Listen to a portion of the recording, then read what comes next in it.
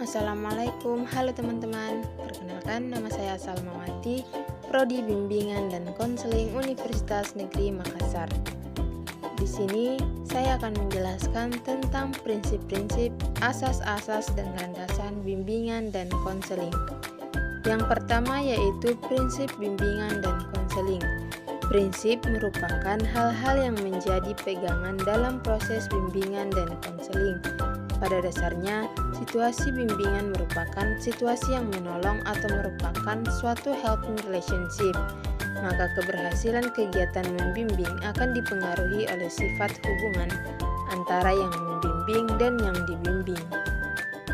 Prinsip-prinsip bimbingan dan konseling meliputi prinsip secara umum dan khusus. Adapun prinsip-prinsip umumnya yaitu sikap dan tingkah laku individu terbentuk dari segala aspek kepribadian yang unik dan rumit. Kedua, perlu dikenal dan dipahami perbedaan individual daripada individu-individu yang dibimbing untuk memberikan bimbingan yang tepat sesuai dengan apa yang dibutuhkan oleh individu yang bersangkutan. Kemudian yang ketiga, bimbingan harus berpusat pada individu yang dibimbing. Keempat, masalah yang tidak bisa diselesaikan harus diserahkan kepada individu atau lembaga yang mampu dan berwenang melakukannya. Yang kelima, bimbingan dimulai dengan identifikasi kebutuhan-kebutuhan yang dirasakan oleh individu yang dibimbing. Dan yang terakhir yaitu bimbingan harus fleksibel sesuai dengan kebutuhan individu dan masyarakat. Selanjutnya, prinsip-prinsip khusus terbagi menjadi 4. Yang pertama berkenaan dengan sasaran layanan, yaitu bimbingan konseling melayani semua individu tanpa memandang unsur gender, suku, agama, status sosial, dan ekonomi. Berkaitan dengan tingkah laku individu yang unik dan dinamis, memperhatikan sepenuhnya tahap dan berbagai aspek perkembangan individu, dan memberikan perhatian utama pada perbedaan individual. Yang kedua berkenaan dengan permasalahan individu, yaitu bimbingan dan konseling berurusan dengan hal-hal yang menyangkut kondisi mental atau fisik individu. Kesenjangan sosial, ekonomi, dan kebudayaan merupakan faktor timbulnya masalah. Yang ketiga berkenaan dengan program layanan, yaitu diselesaikan dengan program pendidikan serta pengembangan peserta didik.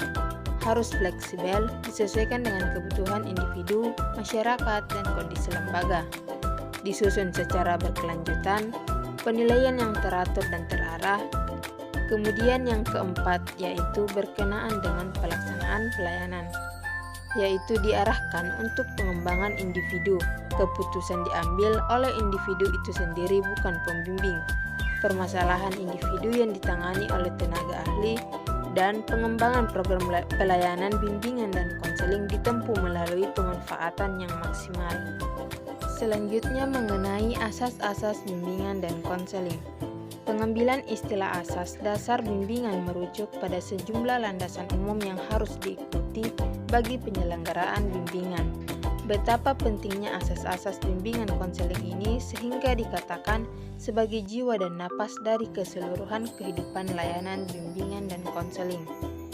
Asas-asas bimbingan dan konseling yaitu ketentuan-ketentuan yang harus diterapkan dalam penyelenggaraan layanan bimbingan dan konseling itu sendiri. Pemenuhan asas-asas bimbingan itu akan memperlancar pelaksanaan dan lebih menjamin keberhasilan layanan atau kegiatan. Sedangkan pengingkarannya akan dapat menghambat atau bahkan menggagalkan pelaksanaan, serta mengurangi atau mengaburkan hasil layanan atau kegiatan bimbingan dan konseling itu sendiri.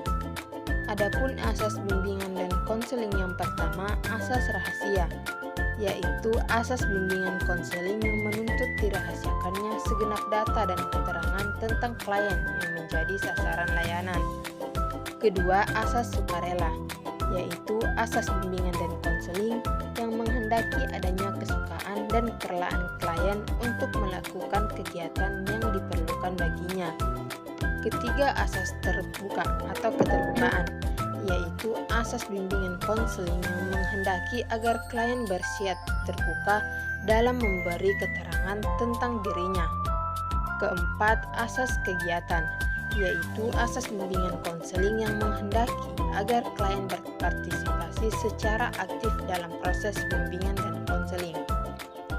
Kemudian yang kelima, asas kini atau asas kekinian, yaitu asas bimbingan yang menghendaki agar objek sasaran layanan, bimbingan dan konseling ialah permasalahan dalam kondisinya yang sekarang.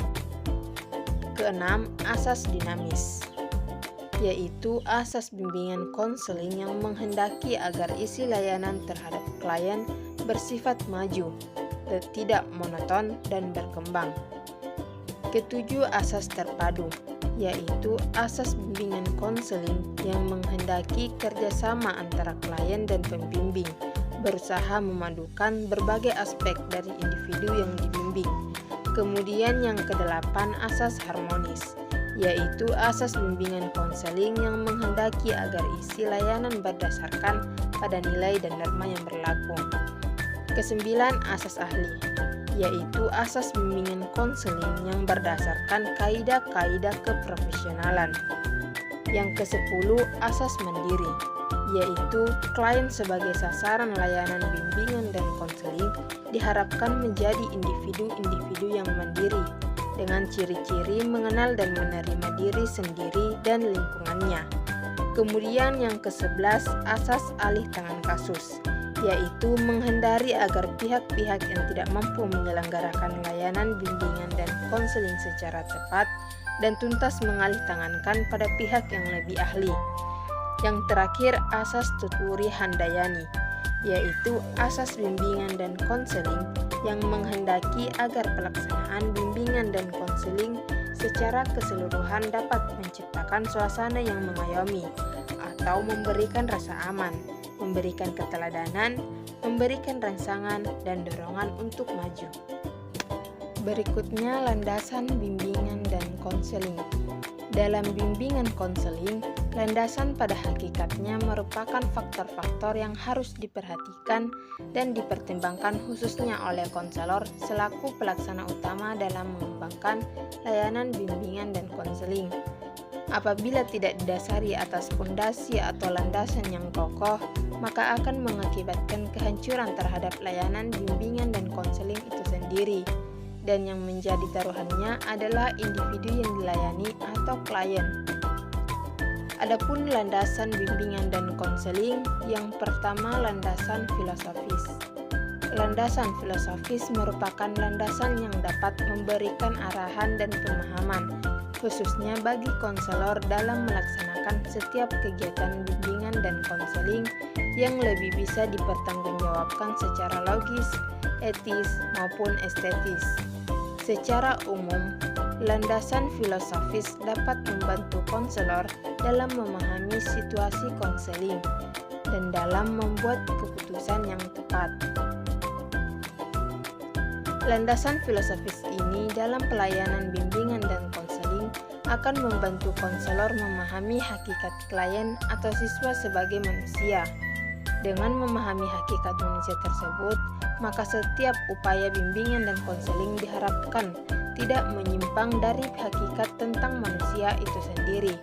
Seorang konselor dalam berinteraksi dengan kliennya harus mampu melihat dan memperlakukan klien atau siswa sebagai sosok utuh manusia dengan berbagai dimensinya. Yang kedua, landasan psikologis. Bimbingan dan konseling merupakan proses psikologis yang mempersoalkan tentang perilaku individu.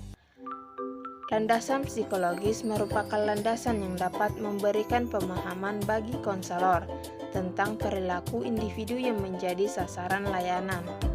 Untuk kepentingan layanan bimbingan dan konseling, sejumlah aspek psikologi yang perlu dikuasai oleh konselor adalah tentang motif dan motivasi, pembawaan dasar dan lingkungan, perkembangan individu, belajar, balikan dan penguatan, serta kepribadian. Ketiga, landasan sosial budaya.